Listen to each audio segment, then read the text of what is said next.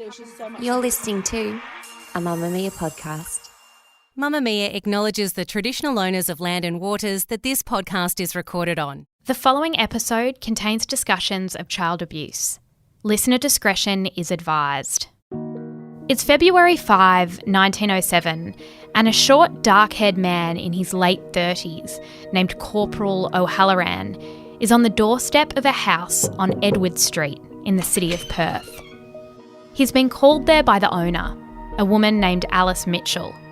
Alice Mitchell is known to care for babies, specifically babies belonging to single parents who have no choice but to return to work and earn a living. She's cared for dozens over the last 6 or so years, but she's called Corporal O'Halloran there because she's caring for a baby whose mother has disappeared. She's no longer sending her money. "I've been keeping her baby for months," she tells the man, "and I've received nothing from her. I keep them for a living," she continues, referring to the babies. "I don't keep them for the love of the thing. Her child wants nourishment, and I'm unable to give it to her unless she pays me." Corporal O'Halloran asks to see the child. He watches Alice walk down her lino-covered hallway and collect a baby from one of the bedrooms. The infant is wrapped in a thin blanket, wearing a soiled cloth nappy. He notices the baby is pale, with her eyes inflamed. She's seriously underweight, emaciated and limp, and the policeman notices a sickly smell coming from her. He grows concerned. Alice says the baby is suffering from teething and marasmus, a form of malnutrition. O'Halloran is aware of the rumours. They've been following Alice for some time, but there's never been a formal complaint, perhaps because of the shame so many single mothers feel. What happened that day will start an investigation as authorities look more closely at the home of Alice Mitchell. Where are so many of the babies she was meant to be caring for?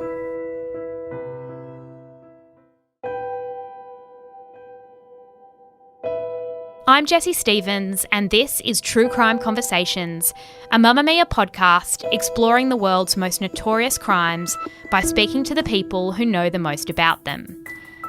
In today's episode, I'm speaking with Stella Budrikis, author of the Edward Street Baby Farm. This case begins with a young single woman named Elizabeth Booth, who gave birth to a daughter, Ethel, in 1906. And she gave birth in a fallen women's home called the House of Mercy. What does a fallen woman even mean? Well, back in those days, it was considered highly immoral for a woman to have sex before marriage, basically. So if she became pregnant, that proved that she'd been immoral and had fallen from grace. And what happened in these homes after you gave birth? What was the process for these women who didn't have a husband or a family to go home to? Well, they usually went into the House of Mercy or similar places about 3 months before they were due to deliver. They were put to work in the laundry, washing sheets and so on. That helped to fund their stay. And then they were allowed to stay there for 3 months after the baby was born. And then most of them, being single women without families, needed to go back to work, and they had to leave the House of Mercy at 3 months. So they then needed someone to take the child for them because they weren't going to be able to find work with a baby in tow. So some women advertised looking for someone to adopt the child or to foster the child. Others, like Elizabeth, were given the names of someone like Alice Mitchell, who made a living out of taking in babies, which was quite legal. Alice had been vetted by the Perth City Council and was licensed to take in babies. And there were several other women in Perth at the time who were in the same situation. Obviously, it was a very different time, but did someone like Alice Mitchell need any type of training or checks or anything in order to care for other people's babies? No, the only requirement was that she get a letter from someone responsible, like a doctor or church minister, to say that she was a respectable person. And then the health inspectors from Perth City Council would come and inspect the house to make sure that it was suitable for caring for children. And then that was it. Alice had experience as a mother, but she had no other nursing experience. And Alice is looking after Ethel. Elizabeth Booth, as you say, was one of those women who had to go back to work in order to earn a living. And so Ethel was put into Alice Mitchell's care. What first raised the alarm for Elizabeth that things might not be right? Well, Elizabeth was very dedicated to Ethel. She tried to visit her every week. She was a live-in domestic servant, so she only got a small time each week to actually go and visit Ethel. And she was paying Alice regularly the 10 shillings a week that she'd agreed. But she began to notice that the baby was getting very thin and had sore eyes and so on. And then Alice started making excuses for not letting her see the baby. She said that the baby was asleep, or she was doing a midwifery case because she sometimes delivered babies as well and she couldn't be disturbed. And so eventually Elizabeth became so concerned that she took a friend around with her and insisted on seeing the baby and was quite distressed by what she saw. But Alice insisted that the doctor had seen the baby and he was quite happy with the way she was going. And then a few days later, Elizabeth got tipped off by the police that they were concerned about Alice Mitchell and removed the baby against Alice's protests and took her to the hospital. And she died there the day after she was admitted. Then there was an autopsy which showed that the baby had died from starvation, basically. And you say that the police had been there a few days prior and that's where the tip-off had come from. What had the police discovered in Mitchell's home? Well, it was quite strange because it was Alice Mitchell herself who invited the police. She met a young policeman who was on his beat one evening and told him that she couldn't find the mother of a baby who was sick. This was another baby, not Ethel Booth. And she wanted the police to help her find her because she needed the mother to pay her so that she could buy medicines for the baby and pay the doctor. So the young policeman told his commanding officer, Corporal O'Halloran, who visited Alice Mitchell the next day. And he saw the baby that Alice was concerned about and was so concerned that he brought a doctor to see the baby himself. And while they were there, they noticed Ethel Booth, who the doctor was so concerned about, he felt that she just wouldn't survive another week. But because Alice Mitchell said that Ethel Booth was under the care of Dr. Officer, they couldn't do anything about Ethel, but they removed the other baby. Was there anything else of note in the home? Did it look like the kind of home that was set up for caring for babies? Were there any other sort of red flags for the officers? It's very ambiguous because the policeman and the doctor who saw the house then claimed in court that it was dirty and that there was a bad smell. And yet other witnesses also claimed that the house was definitely not suitable for keeping small children, that there were no fly screens, that the place was filthy. And yet there were other people like the health inspectors and some witnesses said that they hadn't noticed anything abnormal about the house. Alice Mitchell had her daughter staying with her children and she also had lodgers living in the front room, which was actually against the regulations for someone who took in children. And those lodgers were the ones who were most adamant that the place wasn't clean, wasn't suitable for children. When the police officer and later a doctor went into her home and saw what Ethel actually looked like, what was it that was so alarming to them and how was Alice Mitchell able to explain it? Yeah, the baby was extremely skinny and lethargic and swollen eyes and so on, which Alice Mitchell explained was due to teething, which was interesting because that was her explanation for most of the children who got sick. And she had a baby herself when she was 19 who died at the age of 6 months with a diagnosis of teething. So it was interesting to speculate whether she saw that as a genuine diagnosis or whether it was an excuse. Exactly. And this is the early 20th century. And so we have to remember how much less was known about milestones and what was normal. Was it more common for these sort of illnesses to inflict babies? Because now if a baby were to die in the first year of its life, that's thankfully quite rare and you would do a lot of investigating. Was it less rare then for something to go wrong in a baby's first few months? Oh, definitely. I mean, the death rate now I think is something like 1 in 10,000. in the first year. And in 1901, it was more like 1 in 10. Mm. They were very vulnerable to infections, particularly diarrhea-type infections, for which there was no treatment other than nursing care. There was no IV fluids or electrolytes and so on. Illegitimate babies were particularly prone to becoming infected because they were not breastfed. They didn't get the antibodies that they would have got from breastfeeding. But even breastfed babies in good families often died in the first year. You're listening to True Crime Conversations with me, Jessie Stevens. I'm speaking with Stella Budrikis, author of the Edward Street Baby Farm. Corporal O'Halloran began doing some research about Mitchell. What did he discover about how many babies she had cared for and how many of those babies had died? Well, he actually had quite a lot of trouble discovering that because Alice Mitchell had a register which she was supposed to keep, which recorded when she received a child and when the child left her and if the child had died. And if the child did die, she was supposed to notify the coroner. But she'd been registered since 1901 but didn't start recording until 1902, and then her records were very patchy up to 1904, and then she stopped recording anything at all. So Corporal O'Halloran had to rely on talking to undertakers who accepted the babies for burial and the Register of Births, Deaths and Marriages, looking for babies who died at that particular address or other addresses where Alice Mitchell was known to have lived. And what came up in his research? Because she had cared for quite a few babies over that period. What did it look like in terms of the death rate of some of those who had been in her care?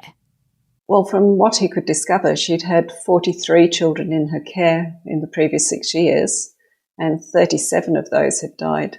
One of them was her granddaughter, who perhaps shouldn't have been included in the numbers, and 2 were the children of a woman called Susie Turvey, who was a servant in the house, who perhaps also shouldn't have been included. But nevertheless, there was a very, very high death rate.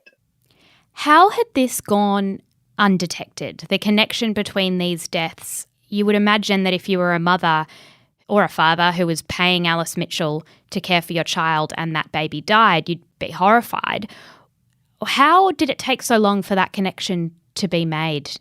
Well, partly single mothers were very reluctant to go to the police if the baby did die because it would mean admitting that they'd been a single mother. The other problem was that Alice Mitchell had used several different funeral directors, so they didn't realise how many babies were dying because they were only seeing a part of the total. The coroner wasn't notified, so it wasn't popping up there. And the health inspector, Harriet Lenihan, who was Perth's first female health inspector, who was supposed to monitor Alice Mitchell's house and her record keeping and so on, had for some reason failed to notify anybody that the records were grossly inadequate and that babies were dying at a great rate. The doctor who often came to see the babies when they were sick, Dr. Officer, claimed in court that he had some concerns about the death rate, but he'd never actually notified anybody. And that doctor, were there more questions asked of him? Because it does seem that he was the other person aware of how sick these babies were and that it wasn't a one-off. When Alice Mitchell was eventually arrested, was he taken in for questioning or anything? No, he became a witness at the trial as a witness for the defence, and the judge did criticise him for not having made any effort to notify anybody, but he didn't suffer any consequences as a result of that. Can you describe the trial? Because we're looking at a woman who is on trial for the death of, was it 36 babies? No, actually she was only on trial for the death of Ethel Booth because I think it's a legal principle you could only be tried for one murder at a time.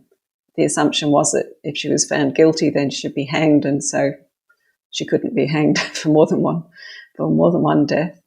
And what was the response like from the Western Australian community at that time? Well, the newspapers picked it up when Alice Mitchell was arrested, and it very quickly became highly sensational. There were headlines about baby farming and appalling revelations and so on. And during the inquest that preceded the trial and the trial itself, the public galleries were completely packed out with people wanting to observe what was going on. There was not a lot of sympathy for Alice Mitchell. What kind of person was she when she was on trial and for people who knew her? She didn't have a lot to say. She denied everything that was alleged about her. She claimed that she'd taken good care of the children, that she'd notified the doctor every time a child got sick, and the health inspectors had passed the house, so why was she being criticised for it being dirty? The newspapers portrayed her as being sort of a money grubber who was only interested in money, and she did seem to have an uncomfortable relationship with money. She had had previous court appearances when she was younger where she'd forged a cheque, basically. But it's a little difficult to tell just from the accounts of the court case exactly what she was like because public opinion was so much against her. And what did the court find in terms of her guilt when it came to Ethel? The jury were a little bit uncertain about the evidence before they went out to deliberate because there'd been a lot of medical evidence given which went over their heads sometimes. And as one of I think it was the jury foreman pointed out, well, his family had had children who got sick from diarrhoea, so what was the difference here? But they did eventually find Alice guilty of manslaughter due to negligence, and the judge sentenced her to 5 years jail. Partly based on her age, she was 52, I think. He said that had she been much younger, she would have got a much longer sentence, which was an interesting thing for him to say. So was manslaughter a way of the court suggesting that it hadn't necessarily been intentional, she hadn't murdered the baby, but the baby had died in her care? Was that the distinction they were making?